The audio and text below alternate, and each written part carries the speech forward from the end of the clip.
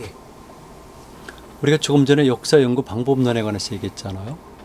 지금 이게 연구실인데 연구실 보면은 보통 사람들이 들어왔을 때 야, 이거 정말 너무 무질서하구나 이렇게 생각하기 쉬운데 내 입장에서는 이 나름대로 기호를 가지고 침착하게 정리한 거거든요. 물론 부분적으로 한계는 있어요. 간단히 보게 되면 일단 역사 연구니까 소재에 의한 분류가 있겠죠. 이를테면 선사시대, 고조선, 그리고 내가 주전공인 고구려, 백제신라카야, 그리고 내려오면서 통일신라, 발에는 뭐 저 안쪽에 일부 있고 나머지 쭉 해가지고 가고요. 이걸 전체를 뭉뚱그려서 한국사라고 그랬을 경우에 나머지 동아시아사가 있겠죠. 그럼 저 뒤편에는 주로 일본사에 관련된 책들이 있고요. 그리고 북방 유목사에 관한 책들도 있고 중앙아시아사도 있고 그 다음에 연해주 동만주에 관한 책들도 있네요. 근데 주로 여기는 일본 책들이 많아요.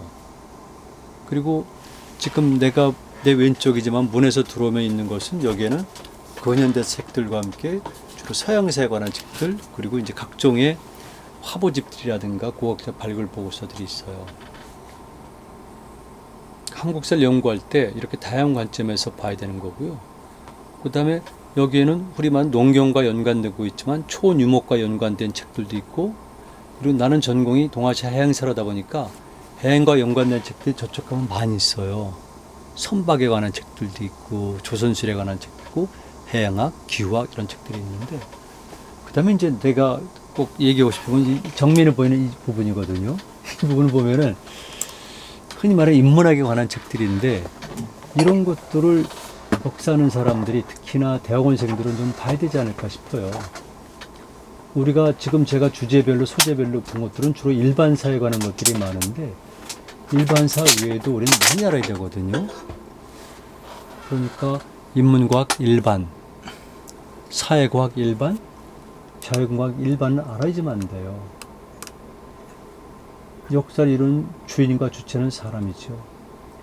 그리고 그들이 활동하는 공간은 자연환경이죠. 그리고 그들은 과거부터 현재를 거쳐서 미래까지 이어지는 시간적 존재죠. 저기 보게 되면은 몇 가지만 눈에 띄는 대로 얘기하면은 저 위칸 맨 오른쪽 보면 인체란 책 있잖아요. 이런 책들이 몇 가지가 쭉 산재되어 있는데 저런 거 인간의 신체적 구조를 이해하는 거죠. 그럼 인체에는 여기는 당연히 뇌과학이라든가 생리학에 관한 책들도 연결이 돼야 되고요. 그 다음에 그 옆에 보게 되면 주로 신화 이야기, 신화 전설, 상징, 신화 힘 등 기화. 이래서 여기는 주로 그런 이론서들이 있고요. 그 다음에 제가 중요하게 여기는 것 중에 하나는 뭐냐면은 인간은 생물학적 존재죠. 그러니까 자연환경의 영향을 받기 때문에 자연환경을 구체적으로 알 수 있는 책들이 필요해요. 물에 관한 이야기, 숲에 관한 이야기, 그 다음에 뭐 돌에 관한 이야기, 뭐 다양한 것이 있죠. 그리고 이제 조금 더 가게 되면서 인간은 생물학적 존재니까 식물학적 존재는 아니잖아요. 그럼 동물학적 존재니까 동물에 관해서 알아야 돼요. 실질적으로 인간은 거의 대부분이 동물학적 유전자랑 유사한 거예요. 극히 일부만 다르지. 그래서 인간의 모든 행위라든가 사고를 규정하는 것은, 특히 행위를 규정하는 것은 사실은 동물이거든요. 신체 구조 자체가 가진 특성도 있고. 그래서 우리는 동물에 가진 특성을 알아야 되겠죠. 그러다 보니까 동물 행동에 관한 것들, 이런 책들을 많이 읽고 동물들이 어떻게 살아가는가. 이를테면 동물과 인간의 공존이라든가 동물과의 대화라든가 그다음에 호모노마드 뭐 이런 것들은 전부 다 역시 가까운 것이죠. 그 외에도 여기 다양한 책들이 있는데 이런 것들을 골고루 해야지 되는 거죠. 여기 보니까 풍수라든가 이런 자연환경에 관한 책들이 있네요. 풍수, 물의 세계사, 운명 속의 물, 물과 꿈, 북미 대륙 물의 역사, 뭐 총균세 이런 것들 그 외에도 몇 가지가 있네요. 저 위쪽도 있구나. 이런 것들은 대체적으로 자연과학에 관한 것들이에요. 그래서 제가 말씀드리는 거는 결국 역사학을 하기 위해서는 흔히 말하는 인문과학 일반 전부 다. 그 다음에 사회과학은 당연히 중요하고요. 특히 정치학에 관한 거는 이론을 정확히 알아야 돼요. 그냥 흔히 말하는 상식을 가지고 우리 역사에서의 국제관계라든가 내부의 관계를 파악하는 거는 그건 안 되죠. 그거는 60년 전이나 100년 전엔 가능할지 모르겠지만 지금은 아니잖아요. 그러니까 역사학자들도 정착 이론을 알아야 되고 국제관계를 과학적으로 분석하는 능력을 조금은 알아야 돼요. 그 다음에 사회 일반이 많이 있잖아요. 그 다음에 이제 우리가 흔히 말하는 민속학도 당연히 알아야 되죠. 왜냐면 모든 삶의 양식은 민속 아니에요. 역사를 우리가 규명할 때도 그렇고, 역사는 기록으로 남는 거지만 구체적으로 남는 건 민속 아니겠어요? 그러니까 민속이 무엇인지에 관해서 알아야 되고, 그다음에 각 집단의 민속들을 비교했을 때 우리는 타 집단과 우리 집단과의 차이점도 알지만, 우리는 근대화되고 현대화되면서 잃어버렸거나 잊어버렸던 것들을 우린 다른 지역의 민속학을 통해서 재구성할 수가 있단 말이에요. 인간을 폭넓게 이해하고 우리 스스로도 폭넓게 이해할 수가 있는 거죠. 민속학이 있는가 하면은 신화학이라든가 그 다음에 미술 이런 것도 필요하죠. 뭐 당연히 미술 필요하죠. 그 다음에 또 하나 재밌는 것 중에 하나는 인간의 본성을 논한 것들이 있는데, 이를테면은 인간의 본성, 이기적 유전자, 뭐 생물학의 철학, 이타적 유전자, 공존, 뭐 전부 다 이런 책들이네요. 그래서 인간은 결국은 궁극적으로 모든 것은 하나로 이루어졌다. 목적도 우리는 모든 것과 더불어 살아가야 된다. 즉 공존이나 상생을 해야 된다. 그래서 경우에 말로 되는 것은 아니에요. 구체적으로 이 자연계는 어떻게 공존하고 있는가, 어떻게 자연현상들이 상호작용하고 있는가. 인체만 하더라도 8가지의 시스템이 합쳐져서 유기적으로 이루어진 게 인체거든요. 그러니까 당연히 그런 걸 알아야 되고, 인간의 성격을 논할 때도 이타적 유전자와 함께 이기적 유전자를 같이 봐야 되는 거죠. 그리고 저기 눈에 띄는 거는 가이아라는 책인데요. 특별한 책은 아니에요, 사실은. 특별한 책이 아닌데도 불구하고 파문을 많이 일으켰었고, 그 다음에 기존의 일선 원래 주류 학자들에게 굉장히 비판을 받았던 것이지만, 지금은 가이아라는 용어를 쓰건 안 쓰건 간에 일단 큰 흐름으로 되고 있어요.